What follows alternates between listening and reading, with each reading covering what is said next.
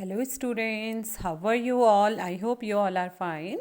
Students, today we are going to start chapter 2nd, History, class 7th. Okay students, and this is video 3rd. So we will start to read this chapter.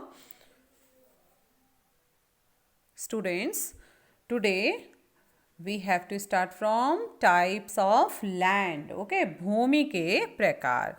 Chola inscriptions mention several categories of land. Villen Vagai. Okay, it's a Villen Vagai.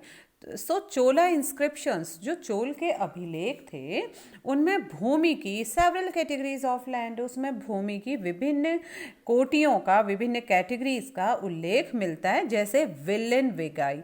And what's the Vellan Vagai? Land of non Brahmin peasant proprietor. Okay, तो गैर ब्राह्मण किसान स्वामी की भूमि को क्या बोला जाता था? Villain वेगाई बोला जाता था. All right. And second one Brahmadeya. ब्राह्मणों को उपहार में दी गई भूमि को ब्रह्मदेय कहते हैं. Okay, land gifted to Brahmins. And third one sala bhoga. Okay, land for the maintenance of a school. All right, जैसे कि साला मीन्स पाठशाला. ओके, तो साला भोग मीन्स किसी विद्यालय के मेंटेनेंस के लिए, रख रखाव के लिए दी जाने वाली भूमि. And next is Devadana and Tirunmattukani. Okay, Tirunmattukani. Devadana and Tirunmattukani. It's a land gifted to temples. देवदान या तिरुनमट्टुकनी किसको बोला जाता था? मंदिर को उपहार में दी गई भूमि को क्या बोला जाता था? देवदाना या Tirunamattukkani. And last one is Pallichandam. Okay, Pallichandam. It means land donated to Jain institutions, यानी जैन संस्थानों को दी जाने वाली भूमि. अगेन टाइप्स ऑफ लैंड हम फिर से एक बार पढ़ेंगे. भूमि के प्रकार. कौन कौन से भूमि के प्रकार थे जो चोल अभिलेख में मेंशन किए गए हैं, उल्लेखित किए गए हैं, जो कि भूमि की विभिन्न कोटियां हैं, जैसे Vellan Vagai, Brahmadeya, Shalabhoga, Devadana, Tirunamattukkani and Pallichandam. Okay, it's a Pallichandam. It means Pallichandam Jain संस्थानों को दी गई भूमि जो कि दान में दी जाती थी. देवदान मंदिर को उपहार में दी गई भूमि. तिरुनमट्टुकनी मंदिर को उपहार में दी गई भूमि. साला भोग किसी विद्यालय के लिए रख रखाव की गई भूमि. Okay, Brahmadeya land gifted to Brahmins. And Vellan Vagai गैर ब्राह्मण किसान स्वामी को, जो गैर ब्राह्मण किसान स्वामी थे उनको दी गई भूमि अनुदान. Okay, so we have seen that Brahmanas often received land grants or Brahmadeya. As a result, a large number of Brahman settlements emerged in the Kaveri valleys as in other parts of South India. We have seen, हमने देखा है कि जो ब्राह्मण थे प्रायः समय समय पर भूमि अनुदान या ब्रह्मदेय ब्राह्मणों को हमेशा प्राप्त होता रहा. As a result, जिसके परिणाम स्वरूप a large number of Brahman settlements emerged in the Kaveri Valley as in other parts of South India. Okay, तो क्या हुआ जब हमने देखा कि समय समय पर ब्राह्मणों को क्या होता था? दान दिया जाता था राजाओं के द्वारा, सामंतों के द्वारा, राजशाही लोगों के द्वारा उनको समय समय पर दान दिया जाता था, और उस दान में अधिकांशतया क्या होती थी? भूमि उनको गिफ्ट की जाती थी, भूमि अनुदान उनको मिलता था, जिसे हम ब्रह्मदेय कहा कहते थे. हमने यहाँ पर पढ़ा लैंड गिफ्टेड टू ब्राह्मण इज कॉल्ड ब्रह्मदेय. ब्रह्मदेय के रूप में उन्हें भूमि प्राप्त होती थी. तो इसका क्या परिणाम रहा? इसके परिणाम स्वरूप जो कावेरी घाटी थी, कावेरी वैली जो थी, और दक्षिण भारत के दूसरे हिस्से, other parts of south India, और दक्षिण भारत के जो दूसरे हिस्से थे वे सभी हिस्सों में ब्राह्मण बस्तियां बहुत अधिकांश आ गई. ब्राह्मण बस्तियां अस्तित्व में आ गई क्योंकि हर जगह उनको अनुदान में, भूमि अनुदान में भूमियां मिलती थी, जिससे ब्राह्मणों की संख्या बढ़ गई. और कावेरी घाटी और दक्षिण भारत के दूसरे हिस्सों में ढेरों ब्राह्मण बस्तियां अस्तित्व में आ गई. Each Brahmadeya was looked after by an assembly और sabha of prominent Brahmin landholders. प्रत्येक ब्रह्मदेय, जो भी ईच ब्रह्मदेय, प्रत्येक ब्रह्मदेय की देखरेख किसके द्वारा की जाती थी? एक प्रमुख ब्राह्मण भूस्वामी, जो लैंड ऑनर होता था, ब्राह्मण लैंड होल्डर्स होते थे, प्रोमिनेंट मुख्य मुख्य प्रमुख ब्राह्मण भूस्वामियों की एक सभा के द्वारा की जाती थी, और sabha of prominent Brahmin land holders. These assemblies worked very efficiently. Efficiently means बहुत ही कुशलता पूर्वक. तो जो ये सभाएं थी, जो assemblies थी, ये बहुत ही कुशलता पूर्वक काम किया करती थी. Their decisions were recorded in detail in inscriptions, often on the stone walls of temple. Their decisions, तो उनके जो डिसीजन थे, उनके जो निर्णय थे, वे शिलालेखों में प्रायः मंदिरों की पत्थर की दीवारों पर, प्रायः मंदिरों की पत्थरों की दीवारों पर ब्यौरे वाइज, डिटेल में दर्ज किए जाते थे. तो जो जितने भी उनके निर्णय थे वे इंस्क्रिप्शंस पर, शिलालेखों में, प्रायः शिलालेख क्या होते थे?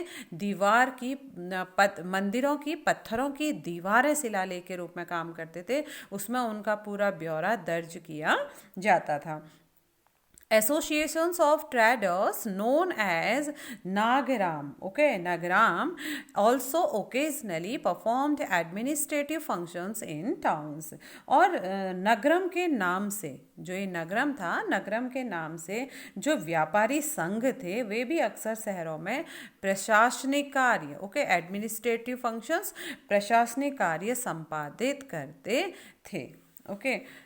Then inscriptions from Uttar Merur, inscriptions from Uttar Merur in Chingalput, in Chingalput district, Tamil Nadu, provide details of the way in which the Sabha was organized. Tamil Nadu के जो चिंगलपुट जिले के उत्तर मेरूर से प्राप्त अभिलेख में इस बात का पूरा वर्णन किया गया है. और वह वर्णन क्या है? Details of the way which the सभा वॉच व ऑर्गेनाइज्ड. तो उसमें क्या बताया गया है कि जो ब्राह्मणों का सभा कैसी होती थी, ब्राह्मणों की सभाओं का जो संगठन था वो कैसा होता था. The sabha had separate committees to look after irrigation works. और जो उस समय वहाँ पर जितना भी उनका कार्य होता था, उसमें सिंचाई के कामकाज, बाग बगीचों आदि की, मंदिरों इत्यादि की देखरेख के लिए विभिन्न समितियां होती थी. अलग अलग सेपरेट कमिटीज होती थी, अलग अलग समितियां बनी होती थी, जो कि इरिगेशन वर्क, सिंचाई का कार्य, बगीचे, बाग बगीचों का कार्य और मंदिर आदि के कार्य की देखभाल करते थे. And names of those eligible to become members of these committees were written on small tickets of palm leaf. These tickets were put into an earthenware pot from which a young boy was asked to take out the tickets one by one for each committee. अब इनमें जो सदस्यता के लिए जो योग्य लोग होते थे, जो एलिजिबल लोग थे, जो योग्य लोग थे, मेंबर्स ऑफ दीज कमिटीज, वे क्या करते थे? उनके जो नाम थे वो पाम लीफ मीन्स जो ताम्र पत्र होते थे, उनके छोटे टिकट्स पर उनके नाम लिखे जाते थे. और जो ये टिकट्स होते थे, इन टिकट्स को मिट्टी के बर्तन पर रख दिया जाता था, जो किसी छोटे लड़के को हर समिति के लिए एक के बाद एक टिकट निकालने के लिए कहा जाता था. लॉटरी सिस्टम इनका किया जाता था. These tickets were put into an earthenware pot from which a young boy was asked to take out the tickets one by one for each committee. जैसे लॉटरी सिस्टम होता था, वैसे ही ताम्रपत्र में इनका नाम लिखकर रख दिया जाता था और एक छोटे बच्चे को लेकर उनका नाम निकाला जाता था, जिससे उसकी सदस्यता का टिकट उनको मिल जाता था. So now next students, inscriptions and text. Inscriptions means अभिलेख, inscriptions means अभिलेख, and text means लिखित सामग्री. ऑलराइट, अभिलेख और लिखित सामग्री. who could be a member of a sabha, the Uttar Merur inscriptions lay down. Okay, तो उत्तर मेरूर के अभिलेख के अनुसार सभा की क्या सदस्यता होती थी वो यहाँ पर बताई गई है. ठीक है, जो उत्तर मेरूर हमने अभी पढ़ा अभिलेख, उसमें सदस्यता के लिए क्या चीज़ें चाहिए थी, किस क्या क्वालिटी होनी चाहिए थी, क्या सदस्यता के नॉर्म्स थे, वो हम यहाँ पर पढ़ेंगे. तो क्या थे वो देखिए.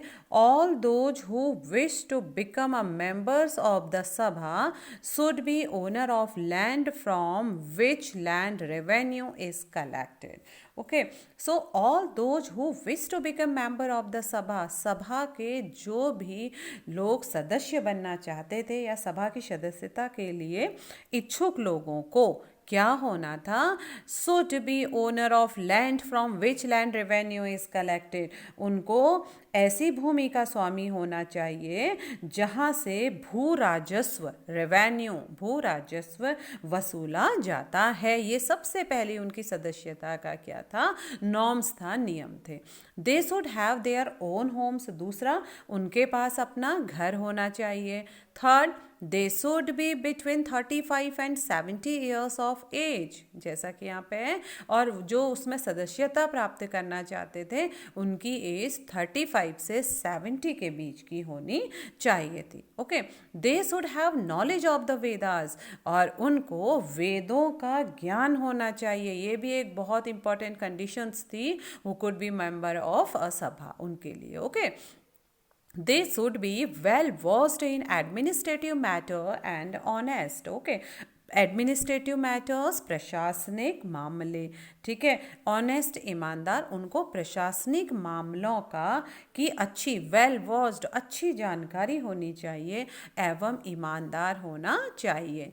If anyone has been a member of any committee in the last 3 years, he cannot become a member of another committee. Anyone who has not submitted his accounts and those of his relatives cannot contest the elections. Okay, अब उसके बाद क्या था, यदि कोई, if anyone has been a member of any committee in the last 3 years, यदि कोई पिछले 3 सालों में किसी समिति का सदस्य रहा है तो वह किसी और समिति का सदस्य नहीं बन सकता.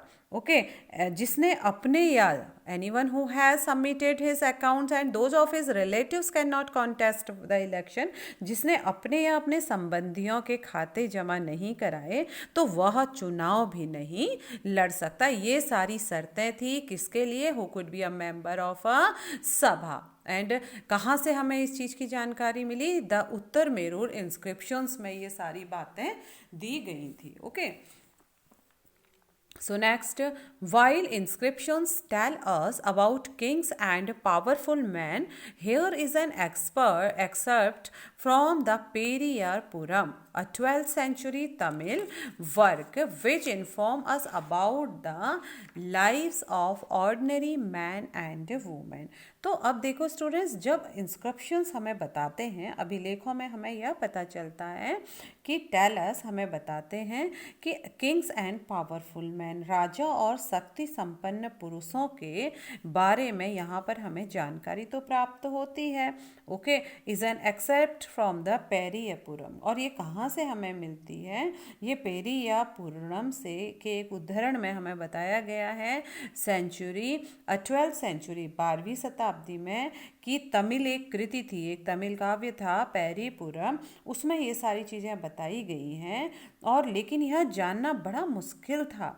Okay, which inform us about the lives of ordinary man and women. लेकिन यह जानना बड़ा मुश्किल था कि साधारण पुरुष और महिलाएं, ठीक है, साधारण पुरुष और महिलाओं का जीवन इन राज्यों में कैसा था. Which inform us about the life of ordinary man and women. तो अभिलेखों में राजाओं और शक्ति संपन्न पुरुषों के बारे में तो जानकारी मिलती है, लेकिन यह जानना खास मुश्किल है कि साधारण पुरुष और महिलाओं का जीवन इन राज्यों में कैसा था. 12वीं शताब्दी की तमिल पेरियापुरम से यह एक उद्धरण, एक पैराग्राफ बताया गया है, यह पूरा पैराग्राफ कहाँ से बताया गया है? पेरिया पुरडम से बताया गया है। ओके, तो क्या क्या चीज़ थी उस राज्य में, कैसी महिलाओं और पुरुषों की जीवन था? ओके, तो ये तो बताया था कि राजा और पावरफुल पुरुष में, शक्ति संपन्न पुरुष का जीवन कैसा था, लेकिन साधारण पुरुष और महिला के जीवन का सारी डिटेल्स इस पेरिया पुराण के एक उदाहरण से कुछ बहुत हमें प्राप्त हो सकती है।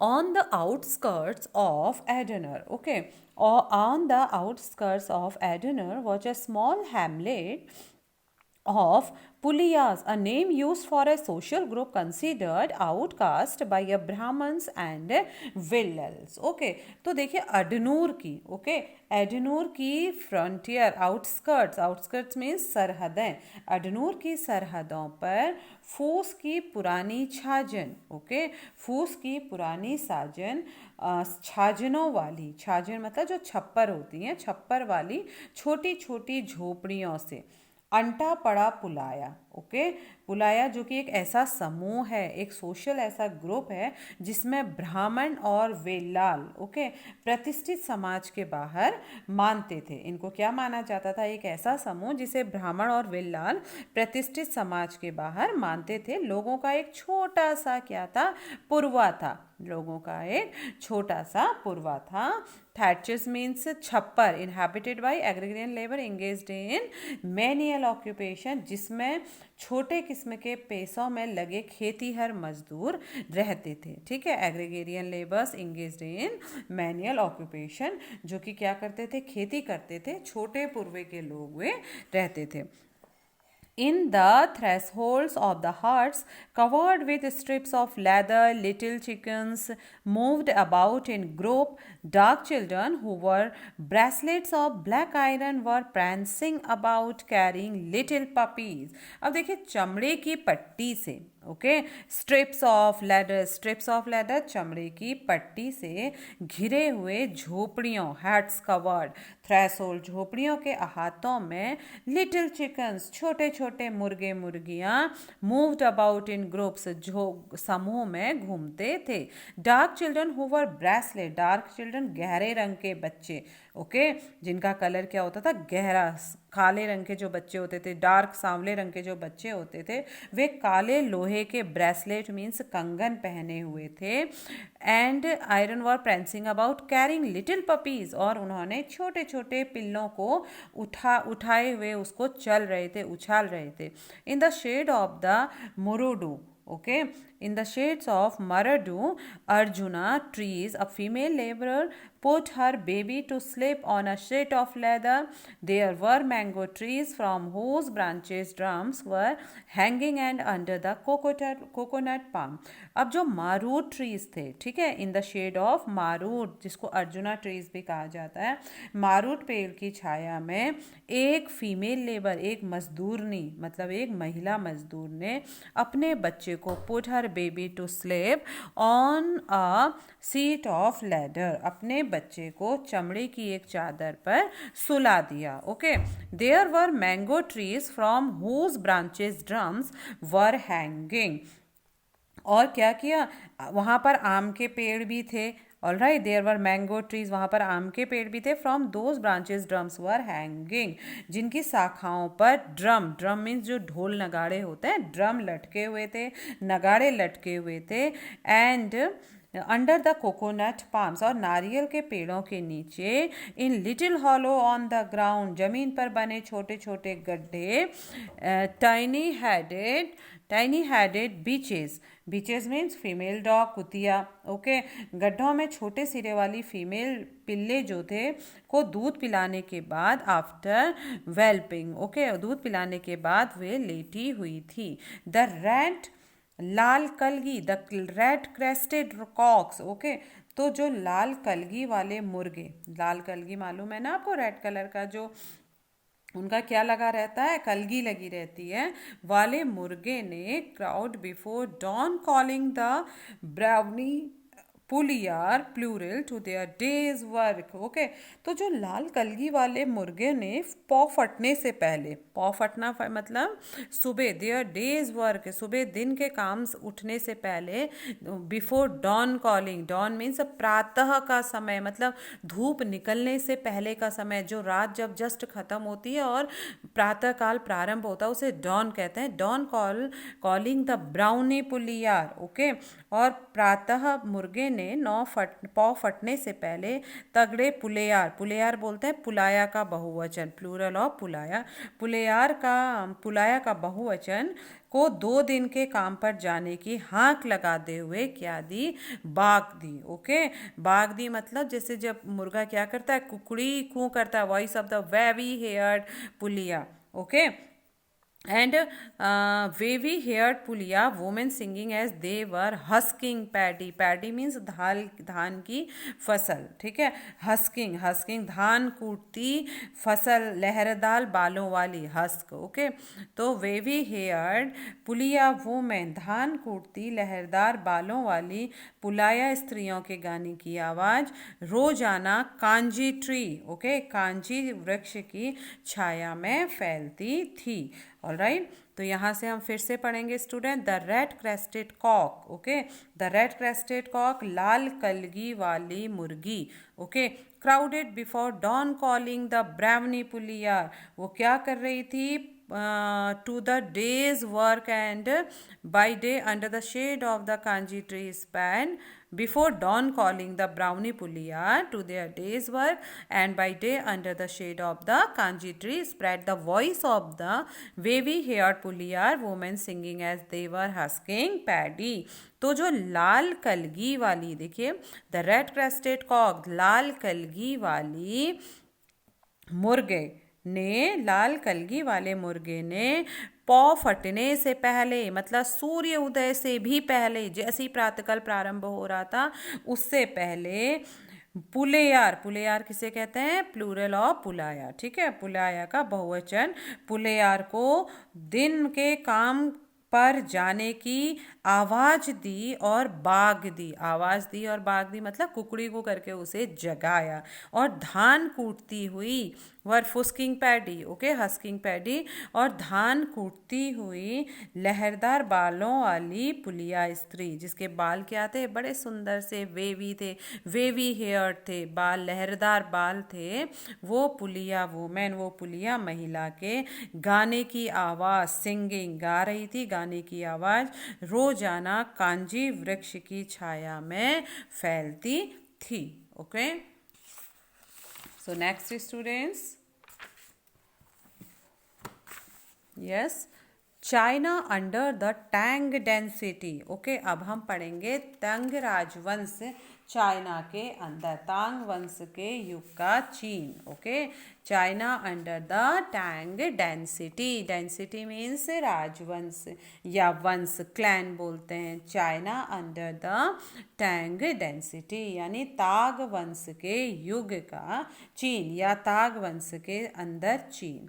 In China, an empire was stabilizing under the Tang dynasty, which remained in power for about 300 years from the 7th to the 10th centuries. Okay, तो देखिए स्टूडेंट, चीन में जब ताग राजवंश था, ओके, चीन में ताग राजवंश के तहत एक एम्पायर स्टैब्लिश्ड हुआ, एक एम्पायर, एक साम्राज्य स्थापित हुआ, जो कि लगभग remained in power for about 300 years, जो लगभग 300 वर्ष तक, 300 वर्ष तक, कौन से 300 वर्ष, 7वीं शताब्दी से, 7 to the 10th century, 7वीं शताब्दी से 10वीं शताब्दी तक सत्ता में रही, रिमेन इन पावर, शक्ति में बनी रही, सत्ता में बनी रही। Okay, and its capital Xi'an, its capital Xi'an was one of the largest cities in the world visited by Turks Iranians, okay, Turks Iranians, Indians, Japanese and Koreans. अब हम पढ़ेंगे जो इसकी राजधानी जियान थी, ओके, इसकी राजधानी जो जियान थी was one of the largest city, वे दुनिया के सबसे बड़े नगरों में से एक थी, विजिटेड बाई, जहाँ पर तुर्क्स तुर्की, इरानियंस ईरानी, इंडियंस भारतीय, जापानीज जापानी एंड कोरियंस और कोरियाई आया जाया करते थे, ओके। तो चीन में ताग राजवंश के तहत एक साम्राज्य स्थापित हुआ जो कि लगभग 300 वर्षों तक सत्ता में रहा, और इसकी राजधानी जो जियान दुनिया के सबसे बड़े नगरों में से एक थी, जहाँ पर तुर्की, ईरानी, भारतीय, जापानी और कोरियाई आया जाया करते थे, विजिट करते थे, okay. The Tang empire was administered by a bureaucracy, okay, bureaucracy created through an examination which was open to all who wished to appear for it, okay. This system of selecting officials remained in place with some changes till 1911। अब जो तांग empire था, तांग साम्राज्य की जो administration by bureaucracy, okay, bureaucracy means students नौकरशाही, okay, जो Tang साम्राज्य की परीक्षा के माध्यम से नियुक्त की गई, ठीक है, अपॉइंट की गई जो नौकरशाही द्वारा प्रशासित होता था, रिक्रूटेड होता था थ्रू एन एग्जामिनेशन। तो जो तांग साम्राज्य था, तांग साम्राज्य जो परीक्षा थी वह के माध्यम से नियुक्त की गई नौकरशाही द्वारा प्रशासित होता था, which was open to all who wished to appear for it, okay, जो कि क्या था, इन परीक्षाओं में हर इच्छुक व्यक्ति, which was open to all who wish to appear it, इस परीक्षा में हर कोई व्यक्ति सम्मिलित हो सकता था जो इसको चाहता था, यहाँ पर बैठना चाहता था, ओके। तो तांग्र साम्राज्य परीक्षा के माध्यम से through the an examination, okay, Tang साम्राज्य परीक्षा के माध्यम से नियुक्त की गई नौकरशाही द्वारा प्रशासित, एडमिनिस्टर्ड होता था, और इस पे हर कोई बैठ सकता था जो इस इच्छा को चाहता था इस एग्जाम्स में बैठने का, okay. This system of selecting officials remained in place with some changes till 1911. This system of selecting officials, okay, और जो इस अधिकारियों के चयन की जो यह व्यवस्था थी, जो सिस्टम था सेलेक्टिंग ऑफिशियल्स का, यानी चयन का, अधिकारियों के चयन की जो यह व्यवस्था थी, remained in place with some changes till 1911।